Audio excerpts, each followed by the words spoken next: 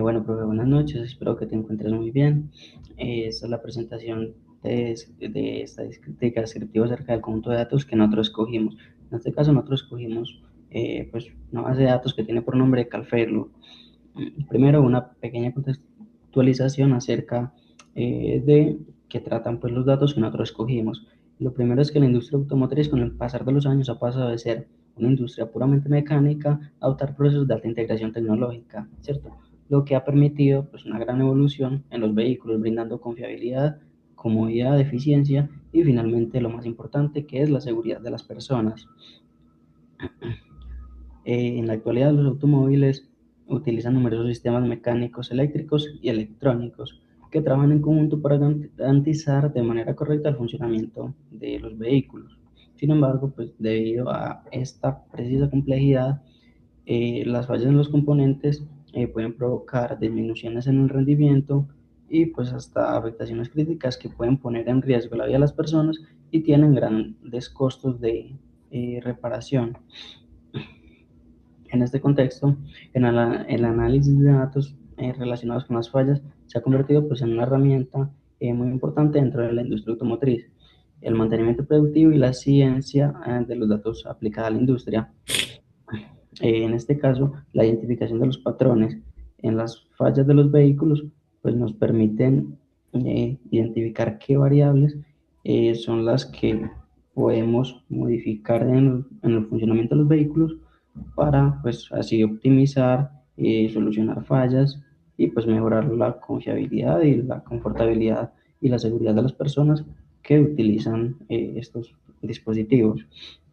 Es propiamente el conjunto de datos que nosotros utilizamos, lleva por nombre Carfeilo, está disponible en la plataforma Kaggle y contiene registros asociados al estado o funcionamiento de vehículos e incluyen diversas variables relacionadas con el comportamiento del automóvil y la presencia de fallas en estos modelos de automóviles de los cuales se tomaron los registros. Así es, profe. Ahora mismo vamos a proceder con la descripción de nuestro conjunto de datos. Nosotros tenemos diferentes tipos de variables. Tenemos variables cualitativas, como lo son el Car ID, que es la identificación de cada vehículo. Esta variable no tiene una unidad de medida. Asimismo, es para el modelo del vehículo, model, que se refiere al modelo del vehículo y el año de su fabricación. El color del vehículo también no tiene una unidad, debido a que solo es un color. También tenemos Factory, que es la ubicación de la fábrica donde se produjo cada vehículo. Tenemos Usage, que es el nivel de intensidad que cada propietario, perdón, da de uso a su vehículo. Puede dar bajo uso, medio o alto, dependiendo de cada persona. Y tenemos Membership, que es el tipo de membresía del usuario o propietario del vehículo, habiendo dos tipos de membresía, normal y Premium. Todas estas variables no tienen ninguna unidad de medida, nuestras variables cualitativas. Tenemos tres variables cuantitativas, que son la temperatura registrada del sistema de cada vehículo, que está medida en grados Celsius. Tenemos las RPM, que son las revoluciones por minuto del motor. Y tenemos el consumo de combustible, que esa su unidad de medida es unidad de combustible consumido por unidad de distancia recorrida por el auto. Y tenemos cinco variables tipo cualitativas, pero estas son categóricas, que aunque tienen números, que es o 0 o 1, esos números lo que hacen es categorizar, es decir, indicar cero si el vehículo falló por este tipo de falla, o si no falló, perdón, y uno si sí falló por este tipo de falla. Bueno, a continuación, eh, este dataset tiene tres variables cuantitativas, que son las RPM, la temperatura y el consumo de combustible. A estas tres variables, pues le sacamos la medida de tendencia central, la variabilidad, la forma y la disposición.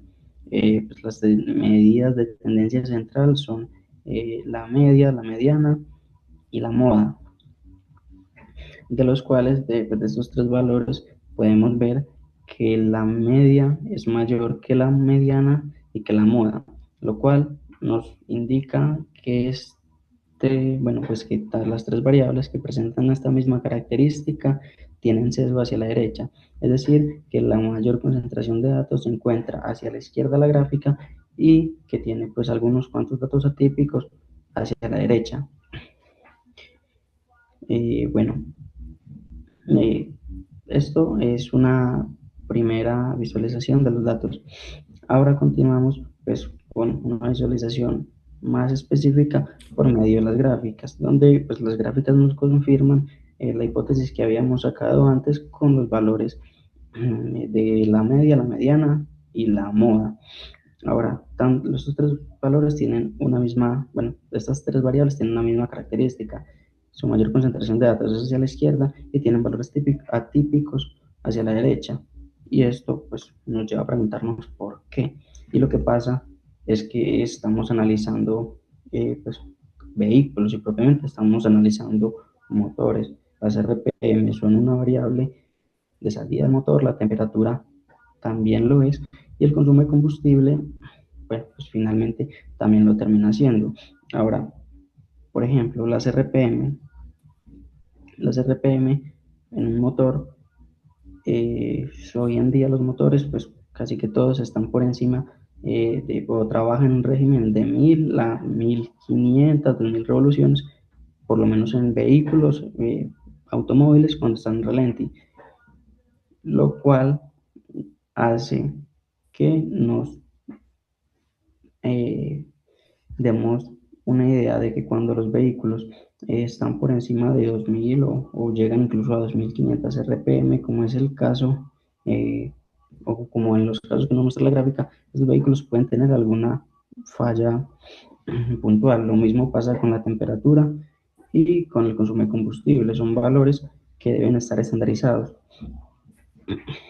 Entonces, no es normal, bueno, de hecho, pues no tenemos una gráfica normalizada, una gráfica en forma de campana, simplemente por la misma naturaleza de estas variables. Es decir, en un vehículo o en un motor no vamos a tener una temperatura inferior a 100 grados centígrados, pues que nos pueda causar esta curva tan bonita que ya conocemos, pero pues que no es el caso de este, ni, bueno, y de muchos otros casos de estudio. A continuación tenemos los diagramas de cajas y bigotes. Estos son otra forma de visualizar los datos. En el diagrama de cajas y bigotes que nosotros construimos, tenemos primero la cajita. En la cajita podemos ver que el 50% de los datos, es decir, bueno, pues la mayoría de los datos, pues los tenemos en la temperatura, pues la mayoría trabaja entre 110 y como 114 grados centígrados.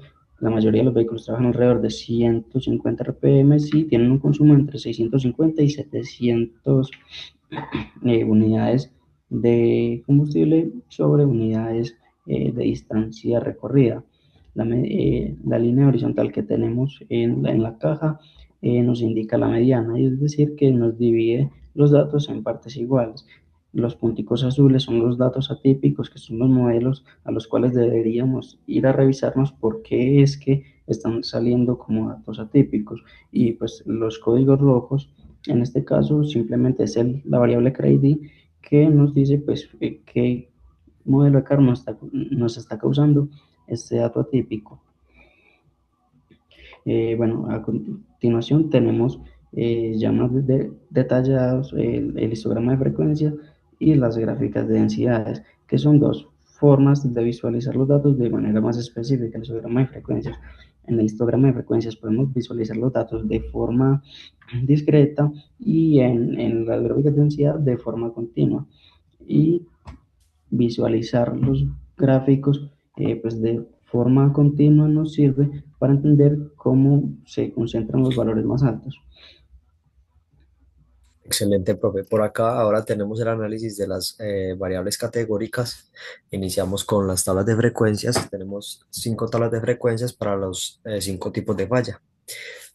Acá tenemos diferentes rangos, que sería el rango desde un poquitico, o sea, desde una unidad más pequeña que cero para que contenga el cero en su rango y va subiendo de intervalos hasta llegar al intervalo donde está en uno. En uno es cuando Efectivamente el auto falló por esta falla y cero es que no fallaron por esta falla. Acá en la falla tipo A podemos ver que de la muestra, 9.822 carros no fallaron por esta falla, pero 259 sí. Es decir, el 2,57% aproximadamente de los autos muestreados fallaron por este tipo de falla. Igualmente tenemos acá la falla tipo B, donde acá podemos ver que un 1,85% de los carros fallaron por esta falla. Tenemos la falla tipo C, que es la que más fallaron los autos. 3,1% de los autos muestrados fallaron por este tipo de falla. Y tenemos las fallas tipo D y E, que son muy similares. En la tipo D tenemos 2,45% y en la tipo E 2,64% de los autos fallaron por estas. Eso se puede visualizar de mejor manera en estos gráficos de pie de torta, en el que se ven las proporciones de los autos para cada tipo de falla. Entonces vemos que en uno es cuando realmente ocurrió la falla. Para la falla tipo A, 2,6% de los autos fallaron por este tipo de falla. La menor de todas las fallas, la que ocurrió fue la tipo B, 1,9%. La mayor fue la tipo C, 3,1%. Y al igual que la tipo A, la tipo D y la tipo E se mantiene como en un rango de 2,5 y 2,6%. Por último, acá tenemos un gráfico en que podemos ver como la relación que hay entre las diferentes variables categóricas, en este caso los diferentes tipos de falla, y se puede evidenciar que no hay ninguna relación cuando ocurre una falla con que se induzca a otro tipo de falla. Bueno, finalmente tenemos la matriz de correlaciones. En esta matriz de correlaciones, pues lastimosamente, o debido al conjunto de datos, pues podemos ver que las variables no tienen realmente mucha correlación unas con otras. En este caso, la variable que más tiene correlación con otra se vendría siendo el modelo con el consumo de combustible y pues debido al valor que nos dio tiene pues una correlación débil. Y ya con esto finalizamos el análisis del conjunto de datos seleccionados. Listo, profe. Muchísimas gracias.